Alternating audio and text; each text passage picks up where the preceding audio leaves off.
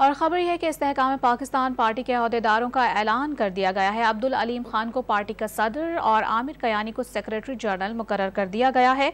Own Chaudhary मरकजी additional general secretary और party तर्जुमान होंगे। साथ ही आपको ये बताते चलें कि पार्टी में मजीद अहदेदारों का ऐलान भी जल्द किया जाएगा। जहांगीर तरीन का ऐसा कहना है। इस्तेहकाम पाकिस्तान पार्टी के अहदेदारान का ऐलान कर दिया गया है, जिसके मुताबिक अब्दुल अलीम खान को पार्टी का सदर और आमिर कयानी को सेक्रेटरी जनरल मुकर्रर कर दिया गया है। आपको ये बताते रहें कि ओन चौधरी मरकजी एडिशनल जनरल सेक्रेटरी और पार्टी तर्जुमान होंगे।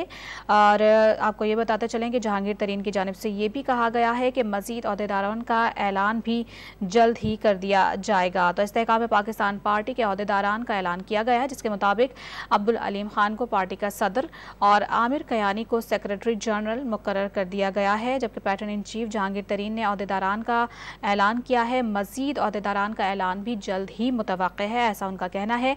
ओन चौधरी मरकजी एडिशनल जनरल सेक्रेटरी और पार्टी तर्जुमान होंगे। इसी हवाले से मजीद तफसीलात हासिल करेंगे डॉन न्यूज़ के नुमाइंदे मियां शुएब से।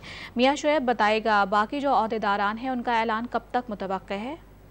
जी बिल्कुल, इस्तेकाम पाकिस्तान पार्टी की जानब से आज जो है वो अहम ओहदों का ऐलान किया गया है। पैटर्न इन चीफ जहांगीर तरीन ने आज ओहदों का ऐलान किया।